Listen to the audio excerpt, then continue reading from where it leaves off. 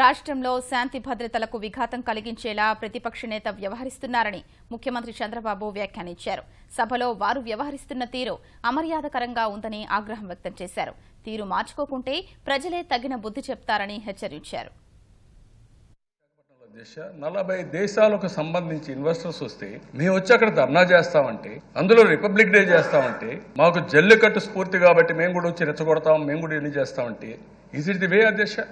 అంటే ఈ రాష్ట్రంలో ఒక చట్టం ఉంది, లా అండ్ ఆర్డర్ ఉంది, ఇవన్నీ ఉన్నాయి. ఆ రోజు విశాఖపట్నంలో మాట్లాడిన విధానం ఏంటి అధ్యక్ష? పోలీస్ ఆఫీసర్ నిలబెట్టారు లా అండ్ ఆర్డర్ కోసం. ఏం మాట్లాడాలండి? మాట్లాడితే ఎవరితో మాట్లాడుతున్నావు? ముఖ్యమంత్రితో మాట్లాడుతున్నావు. నువ్వు రేపు రిటైర్ అవుతావు, నువ్వు ఎక్కడో నేను వదిలిపెట్టను, నీ పెన్షన్ కూడా ఇవ్వను. ఏ సంకేతాలు ఇస్తున్నారు? నేను 10 ఏళ్ళు ముఖ్యమంత్రిగా ఉండి 10 ఏళ్ళ పొజిషన్లో ఉన్నా. నేను అడుగుతాను దిశ, మిమ్మల్ని నాకు మైక్ ఇచ్చారా? ఆ రోజు ఒక్కరోజు నేను ఎప్పుడైనా మైక్ ఇచ్చారా నాకు? ఏ రోజు మైక్ ఇవ్వలేదు. 10 సంవత్సరాలు పనిచేసిన వ్యక్తి మాజీ ముఖ్యమంత్రిగా హౌస్లోకి వస్తే అపోజిషన్ లీడర్గా ఒక్కరోజు మైక్ ఇవ్వాలి. మైక్ కోసం పోరాడారు.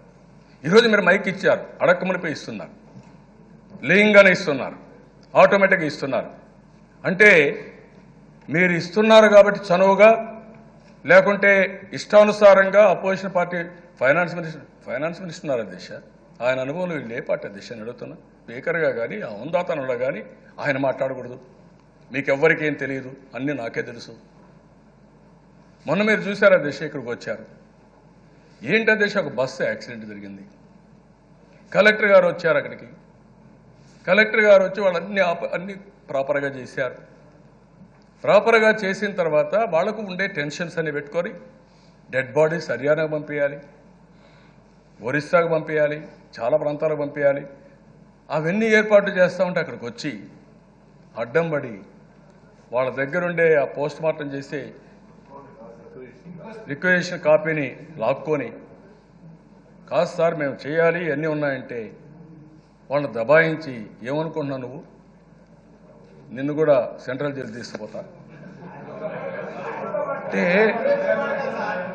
అంటే అధ్యక్ష నేను ఏమంటానంటే, ఒక కలెక్టర్ డిస్ట్రిక్ట్ మెజిస్ట్రేట్, ఒక మెజిస్ట్రేట్ని పట్టుకొని మీరు మాట్లాడే విధానం అది అధ్యక్ష.